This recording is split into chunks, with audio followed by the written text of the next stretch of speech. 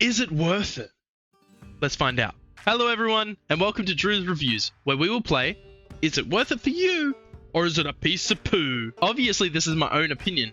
However, I have a few prerequisites that I have to adhere to before I can make a genuine opinion. This way, we avoid my personal bias to the best of my ability. Those prerequisites are as follows. 1. Have at least 50 hours played. 2. Finish the campaign on hard or the hardest difficulty. 3. Play at least 30 matches in player versus player with at least 1 win. 4. Try all factions in player versus player. And lastly, number 5. Try multiple different builds, versus bots, versus players, and we've made it. We've done all of these. I have achieved all of these prerequisites. I also finished the game on Insane during the demo. So I have a fairly decent opinion of the game. If you believe that I've missed any prerequisites, just let me know in the comments and I'll add them to the next episode. Tag and enemies. But with all that said, without further ado, let's get into it. First impressions. As I said before, I played this in the demo as well. So think of this more as a second impression, but the points still stand.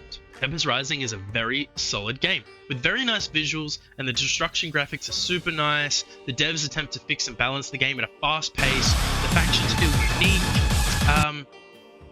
Yeah, it's overall pretty decent, but I digress. It's a very fast-paced RTS, it has very little downtime, and overall, there are lots of different strategies that can be implemented. As far as impressions go on this one, gets a thumbs up. Who on everything? Burn on everything! You just keep shitting everywhere. Graphics, not much to say. Tempest Rising looks very good, with the movement of most troops and buildings fitting the aesthetic of each faction very nicely. The destruction of buildings and the creation are smooth and pleasant to look at. There are very few issues, and I'll go into them later, but an example is the World Ender walking around, which from the soon-to-be implemented race, the Veti. But that's to be expected. They haven't been completely released yet. So we'll have to touch back on this. Overall, the graphics are nice. They fit the faction aesthetics, and the movement feels pretty good. Music. Okay. Alright. The music in this game. The music in this game absolutely slaps.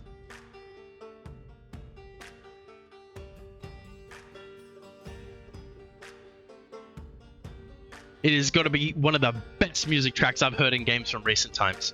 It really gets you in the mood for becoming a massively dominant world power, ready to just smash the shiz out of your freaking opponents. It is top tier.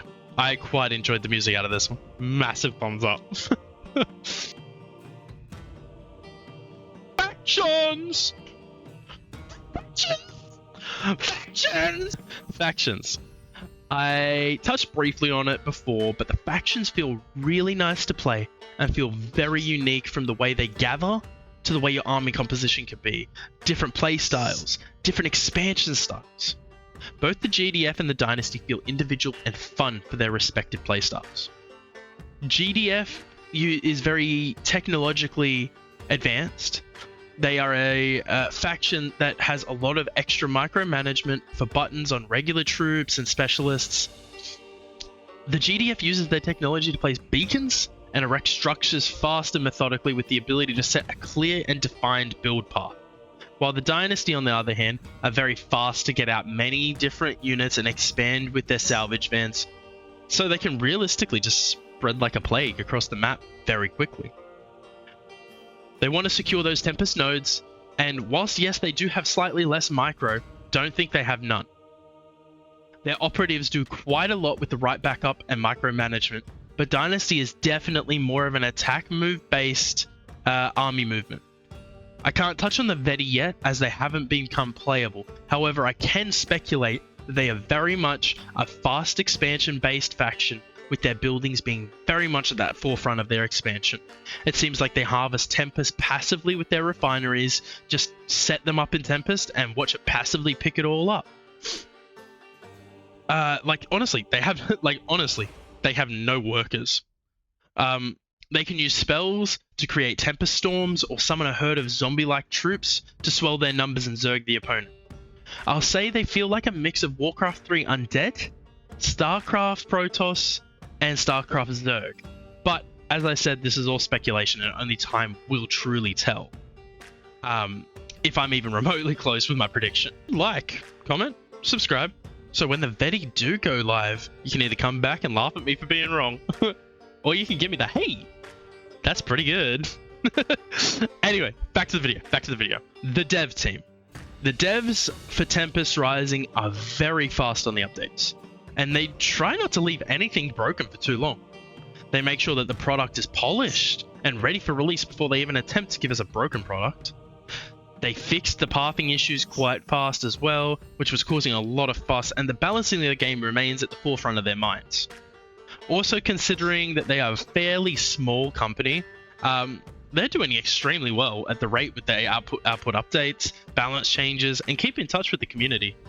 I know it's cliche to say, I really do. I honestly, it feels super cliche, but it truly feels like they're listening to the community. It does. That's not to say they're not infallible, as they messed up the release for both the deluxe and standard edition of the early access. However, even though it was meant to only be a deluxe feature only, they are currently in the works to give the people that purchased that deluxe edition something very special as a sorry. And I think that's pretty cool. Overall, the devs are pretty good. They're fast, they listen, and when they mess up, they acknowledge it and they try to move on from it. Okay. Bugs. I've only encountered 4 bugs, okay?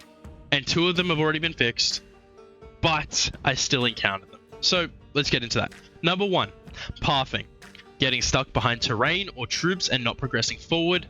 That has been fixed.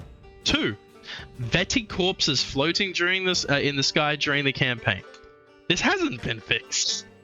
3, the campaign not giving you new mission orders so it becomes unavailable to complete the goddamn thing if you're too fast with your original objectives. Has been fixed. And number 4, if you attempt to join someone else's game too quickly before they have it all set up, you will be stuck on the spinning icon and have to restart your entire game. Alt F4, close it down, reopen it, and attempt to join the game again once it has been completely up and fixed. And this has not been fixed.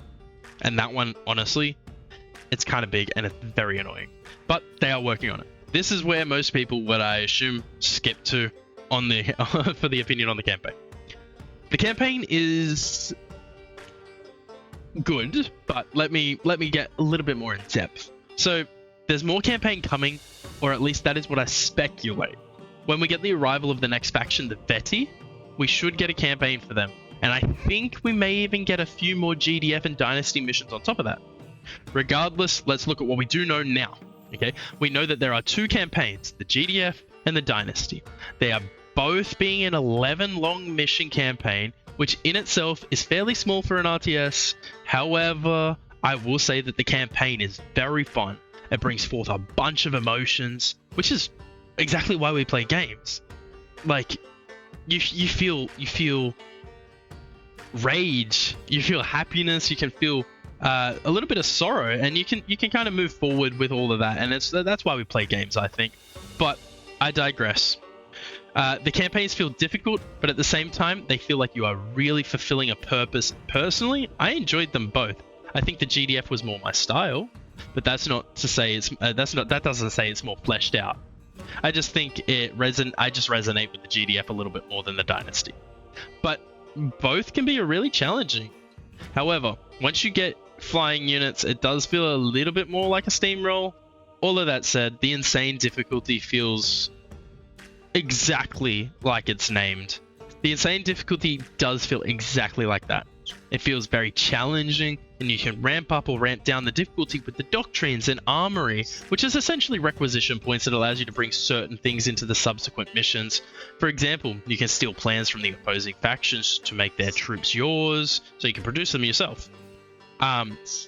Or if you like specific troop types. For me, I love the trebuchet from the GDF, so I had to bring them into the Dynasty campaign. but that definitely made the base defenses a hell of a lot more easier than without them for the Dynasty missions. So all in all, the campaign feels really fun and really weighted. It may be a little bit on the short side, but I assume there will be way more missions to come, as they left the door very much open with the missions on the upcoming release of the Veti. It feels super cliffhangery, but at the same time, it feels finished enough that you're like, is it? Isn't it? Not sure. We'll just have to wait and see. And honestly, that feels good. The multiplayer. So let's make this quick. The multiplayer is a sweaty haven, as most RTSs are. But the thing with Tempest Rising PvP is it feels very fast-paced with a lot of expansion to different nodes of Tempest. Use engineers to take over buildings, and then your build orders need to be very precise or you will be punished hard. Unfortunately, I didn't have the greatest time myself in PvP on this game. That's not to say it's not fun, just not my personal cup of tea. There are a lot of benefits from the PvP in Tempest Rising, like the amount of counter ability, the denial that you can do to even getting extra bases that you set up. You can feel like you're a super world power when you get it right. But if you get it slightly wrong, you might as well surrender. You ain't coming back from it. The game is still early, so a lot of balances happen frequently for all your favorite builds, right? They'll be getting nerfed, they'll be getting buffed, but it happens. My favorite build got nerfed, and I didn't have a good time after that point. I know it seems like I'm being like, biased, but honestly, it just didn't feel top tier. But that's okay. I digress again. I do that a lot. So eventually, your favorite build will be in the limelight. But until then, you better get ready to watch some streamers and YouTube videos all about the perfect build order and what troops are good at the time. I don't have a thumbs up or a thumbs down for the PvP. I think it's kind of but if you like StarCraft or you like Command & Conquer builds, you probably will enjoy this.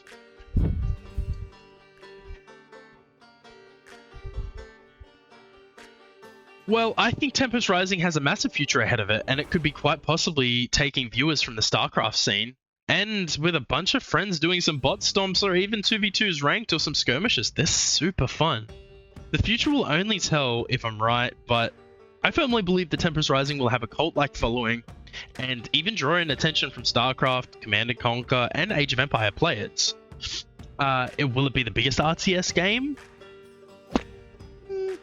Probably not. But it will definitely have a place somewhere amongst the Titans, honestly.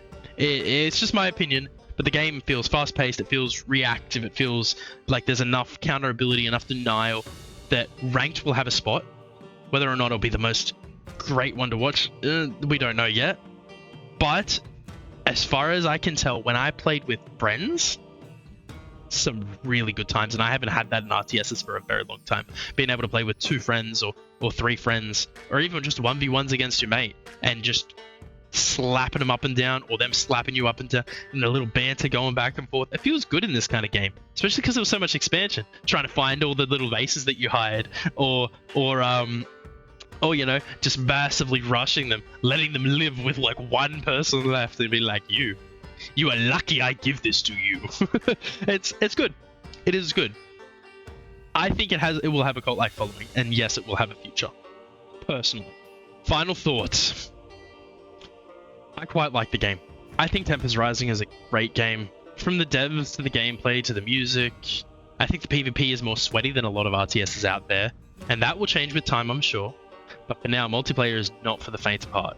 Quick play or ranked. If you can't hack it with some of the best, I would honestly just avoid it until you've mastered your style, your play, and your opener.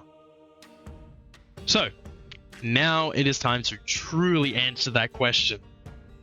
Is it worth it for you? Or is it a piece of poo? Okay, I think that the game has a few poo-poo qualities, really. But overall, I would say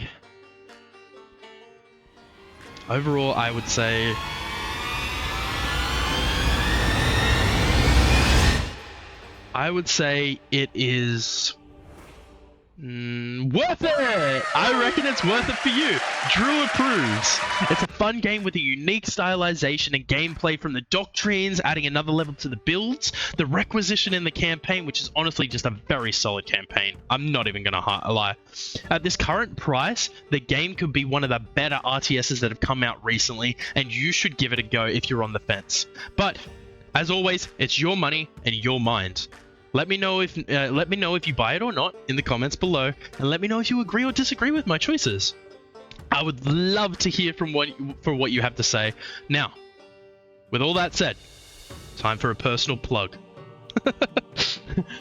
Come check out my stream, okay? I stream on TikTok. I stream on twitch.tv/DrewStormio. I am live every day at 8 p.m. Australian Eastern Standard Time. I would love to see you there. Controlling hand screens aglow. Rage like a river, let it flow. Cursing the lag, blaming fate. Building subscribers, no time to wait.